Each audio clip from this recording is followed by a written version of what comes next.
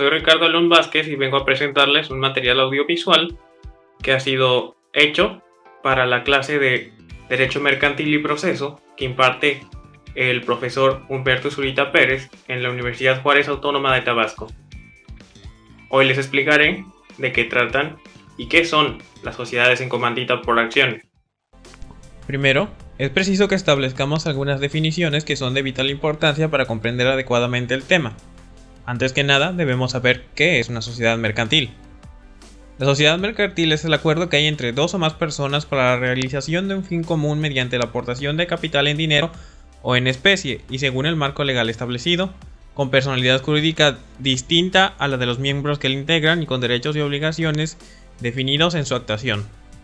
Las personas que se unen para conformar una sociedad mercantil pueden ser personas físicas, personas morales y las personas físicas y morales en una misma sociedad. Una persona física puede ser un empleado, un profesionista o un comerciante. Una persona moral puede representar una empresa, una sociedad mercantil o una asociación civil.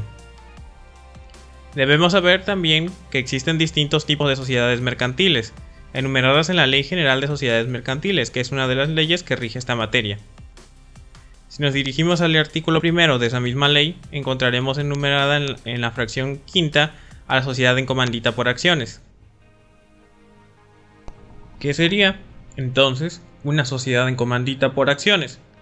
De acuerdo al artículo 207 de la Ley General de Sociedades Mercantiles, la sociedad en comandita por acciones es la que se compone de uno o varios socios comanditados que responden de manera subsidiaria, ilimitada y solidariamente de las obligaciones sociales, y de uno o varios comanditarios que únicamente están obligados al pago de sus acciones.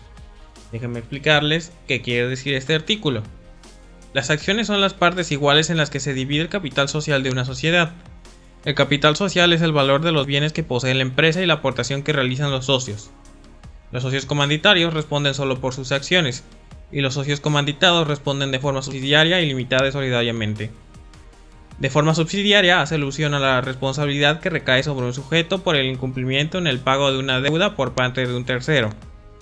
De forma ilimitada quiere decir que cuando los bienes de la sociedad no sean suficientes para pagar las deudas, es responsabilidad de los socios pagarlas con todos sus propios bienes. Y solidariamente significa que los socios tienen una obligación conjunta sobre la misma deuda. Ahora que ya les expliqué lo que quería decir el artículo, pasemos a otras características relevantes de la sociedad en comandita por acciones.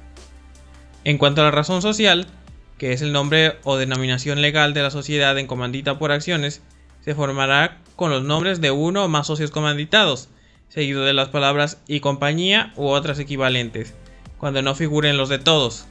Esto de acuerdo al artículo 210 de la anteriormente mencionada ley.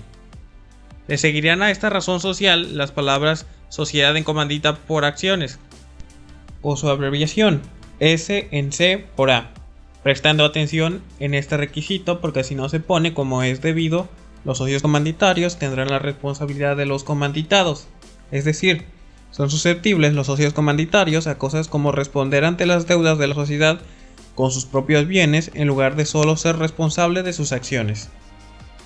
Pasando a las acciones, estas no podrán cederse sin el consentimiento de la totalidad de los socios comanditados y el de las 2/3 partes de los socios comanditarios. Esto de acuerdo al artículo 209 de la Ley de Sociedades Mercantiles. Debe haber cuando menos 2 socios para formar una sociedad de este tipo y la cantidad máxima de socios es ilimitada. Otra característica es que en la sociedad en comandita por acciones no se establece un capital mínimo.